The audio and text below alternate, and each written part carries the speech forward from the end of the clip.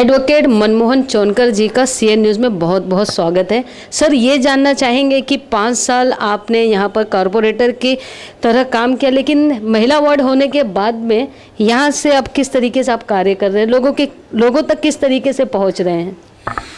मैं 5 साल के बाद जब मेरा ये वार्ड लेडीज़ के लिए रिज़र्व हो गया, उसके बावजूद भी मैं यहाँ के लोगों की सेवा कर रहा हूँ, क्योंकि इससे पहला भी मैं 10 साल पार्टी से जुड़ा हुआ एक पार्टी का सदस्य, एक जवाबदार सदस्य होने के नाते लोगों ने मुझे सेवा करने की मौका दिया था नगर सेवक बनने का। मगर लेडीज़ होने के बावजूद भी मेरा काम वही आज भी वही काम चल रहा है, क्योंकि लोग आज ही ख्याल करते हैं कि क्या आपके जैसा आदमी फिर से चुन के आना चाहिए था, ये आपको फिर से मौका मिलना चाहिए था। मगर राजनीति में ये 50% महिला आरक्षण होने की वजह से मेरा वार्ड ये लेडीज़ होने के बाद आज भी मेरी एरिया में मेरी सेवा चल रही है। 50% जो है महिलाओं को अधिकार दे दिया गया है कि वो लड़ सकती हैं, वहाँ तक पहुँच सकती हैं, लेकिन क्या उसी तरीके से वो लगातार कार्य करती हैं क्या? जिस तरीके से जो महिला वार्ड है, या जिस तरीके से हमने भी कई बार देखा है कि महिला हैं, नगर सेवक हैं, लेकिन बावजूद उसके वहाँ उनके हस्बैंड ज़्यादा वर्क करते हुए दिखाई देते हैं।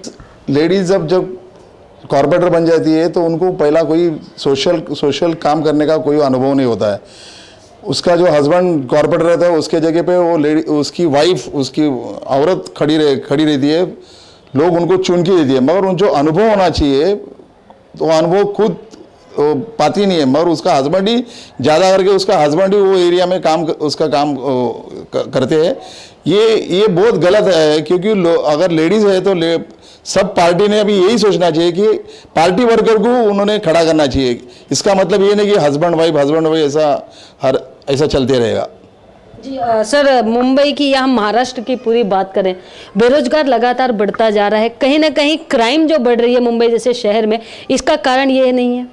बिल्कुल, आपने ये भी सवाल अच्छा पूछा, क्योंकि आज इतने भारतवर्ष की इतनी आबादी बढ़ गई है और उसके बावजूद भी लोगों को अगर काम करने का मौका नहीं मिलता है, अगर वो लड़का या उसको सही तरह से जॉब नहीं मिला तो उसके दिल में वही क्राइम जैसा, अगर पेट भरने के लिए अगर उसको कुछ करना है, काम नहीं कर रहे तो चोरी या कुछ ना कुछ ऐसा क्राइम करते ही रहेगा। और ये बम्बई जैसा शहर के दिन में दिन इसकी इतनी आबादी बढ़ रही है और अट्रैक्शन है ये बम्बई का, एक सब पूरे भारतवर्ष के लड़के लोगों का यहाँ पे किसी को काम मिलेगा ये सोच के बम्बई में आने के बाद उनका आशा निराश हो जाते हैं। फिर उसके बाद अगर कोई ऐसा बैड एलिमेंट्स के साथ उसकी दोस्ती बन जाती है, फिर वो क्राइम की तरफ बढ़ते हैं, उसका जो रास्ता है वो क्राइम की तरफ बढ़ता है। तो मुंबई के लिए आप क्या कहना चाहेंगे कि जो लगातार जो संख्या जो है मुंबई जैसे शहर में बढ़ती जा रही है, तो आप इसका कारण क्या मानते हैं?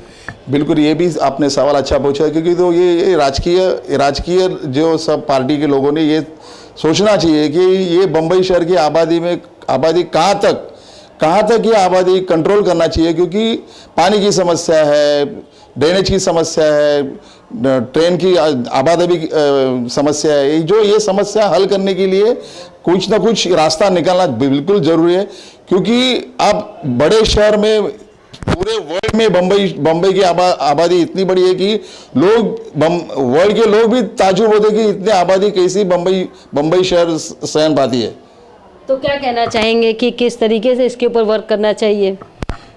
देखो, मेरा एक सुझाव है ऐसा है कि जो भी बम्बई में आते हैं, उनका राइट है कहाँ पे जाना है, कहाँ पे रहना है, काम करना है, मगर जो स्टेट से वो कोई आदमी होते हैं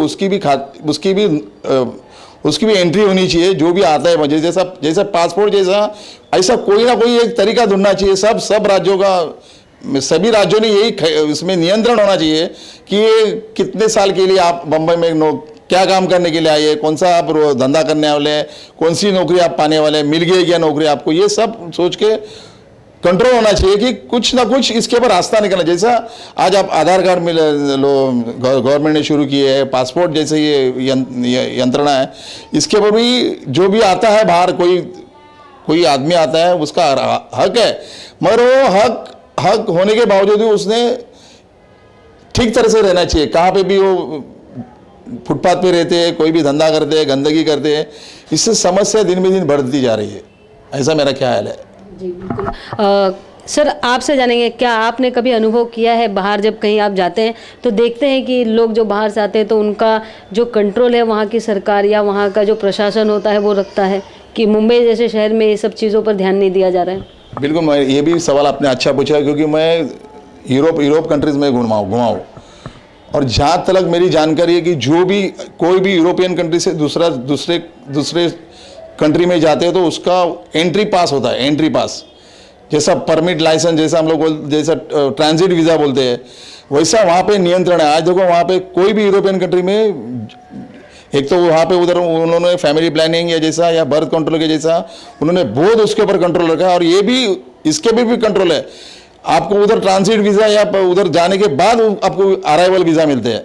वैसा अपना भारत सरकार ने ये भी एक ऐसा कोशिश करना चाहिए कि अगर दूसरे स्टेट्स का आदमी, जैसा हम लोग हमारी गाड़ी हम लोग ट्रैवल करते टाइम पे दूसरे स्टेट्स में हम लोग गाड़ी लेके जाते हैं तो हमको परमिट निकालना पड़ता है। परमिट वीज़ा क्या बोलता है, हम लोग गाड़ी लेके जाते हैं तो परमिट ही निकालना पड़ता है ना उसके लिए। दूसरे स्टेट्स में हम लोग कितने दिन के लिए जा रहे हैं हमारी गाड़ी घूमने के लिए। तो वैसा जो भी कोई आदमी यहाँ पे आता है तो वो कॉन्ट्रैक्टर को पूछना चाहिए कि आपने ये वर्कर कौन से स्टेट से लाया है, कितने साल के लिए, कितने महीने के लिए, कितने साल के लिए आपका ये काम करना चाहते हैं, उनका रहने का कहाँ बंदोबस्त किया है, रहने के लिए वो कहाँ भी रहते हैं तो उनको रहने का बंदोबस्त करने के बाद अगर आपका काम खत्म होता है तो वहाँ जहाँ से आपने वर्कर लाया है वहाँ उनको वहाँ पे छोड़ दो। जैसे अब इधर के वर्कर, हमारे भी वर्कर दुबई जाते हैं, कुवैत जाते हैं, बहरीन जाते हैं, वो भी वीज़ा लेके ही जाते हैं ना। हम लोग दूसरे देश में जाते हैं तो वैसा ही है, ये भी हमारा एक राज्य है। तो ये सोच के कुछ ना कुछ रास्ता निकालना चाहिए, क्योंकि सभी ये लोकल हम लोग बोलते लोकल को रोजगार मिलना चाहिए। ये सभी राज्य के लोग आज कहने लगे हैं कि हमारे लोकल को प्रायोरिटी मिलनी चाहिए, उनको हक बनता है नौकरी मिलने का। तो ये आज कहीं ना कहीं ये इशू लेके बड़ा माहौल बन जाएगा पूरा देश में। तो इसके लिए कोई ना कोई सभी पार्टियों से मेरी निवेदन है कि ये इसके ऊपर हल निकालना चाहिए। जी बिल्कुल सर, एक आपने बुक लिखी है नाना शंकर शेठ के ऊपर, थोड़ी सी उनके बारे में, अगर मुंबई जैसे शहर में जिनको इनकी जानकारी नहीं, जो इनको पहचानते नहीं, आप किस तरीके से उनको एक बुक में पहचान देने जा रहे हैं? बहुत ही आपने ये भी सवाल मुझे बहुत ही अच्छा पूछा है। यही मैं आपसे गुजारिश करूँगा कि नाना शंकर शेठ जिन्होंने उस ब्रिटिश सरकार को मना के पहली भारतवर्ष में जो पहली ट्रेन लाई, बोरीबंदर से लेकर ठाणा तक जो पहली ट्रेन दौड़ाई 16 अप्रैल 1853, और वो ट्रेन लाया, इसके लिए आज पूरी भारतवर्ष का जो विकास हो रहा है, रेलवे की जो पूरी रेलवे आज हमारी अभिमान है रेलवे का, जो आज पूरे भारतवर्ष में जो रेलवे जैसा कोई वर्ल्ड में किसी ने काम नहीं किया, तो हमारी भारत रेलवे ने काम किया है। और वो रेलवे लाने का काम हमारे नाना शंकर शेठ ने किया, खुद की जगह दी उसके लिए उस टाइम पे। उसके बावजूद भी ये नाना शंकर शेठ ने पूरी बम्बई में ब्रिटिश सरकार थी उसको बना के एल्फिंस्टन कॉलेज, मुंबई यूनिवर्सिटी, मुंबई महानगर कॉरपोरेशन जैसी स्मशान भूमि जैसी खुद 2 स्मशान भूमि बम्बई में आज है, उनकी प्राइवेट लैंड उन्होंने डोनेट की है। और उन्होंने दोनों लोगों का, ब्रिटिश लोगों का स्मारक बनाया, जैसे Grand Medical College, Elphinstone College, Firoz Shah Mehta का स्मारक बनाया, भाऊदाजी लाल का स्मारक बनाया, मगर उनका स्मारक बम्बई में नहीं हुआ था। ये लोगों के दिल में बहुत एक दर्द था। वो दर्द मैं जब कॉर्पोरेटर बन गया तो मुंबई महानगर पालिका को मैंने नोटिस ऑफ मोशन करके सुझाव दिया कि ये स्मारक बनाने के लिए हमको एक जगह चाहिए। तो मुंबई महानगर पालिका ने हमको वडाला जैसी जगह यहाँ पे 1500 स्क्वायर मीटर का प्लॉट दिया है। वहाँ पे हम लोग स्मारक बनाना चाहते हैं, और वो वहाँ पे पूरा एजुकेशनल एक्टिविटीज़ हम लोग वहाँ पे करेंगे।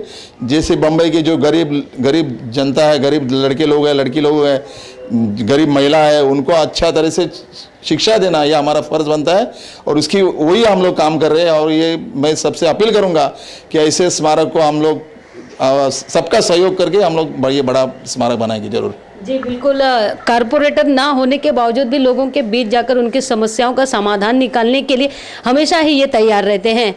इसके लिए चाहिए कि ऐसी जो सरकार बने, जो सरकार अधिकार में हो या ना हो, लेकिन बावजूद उसके जो है लोगों की भलाई पर ध्यान दे।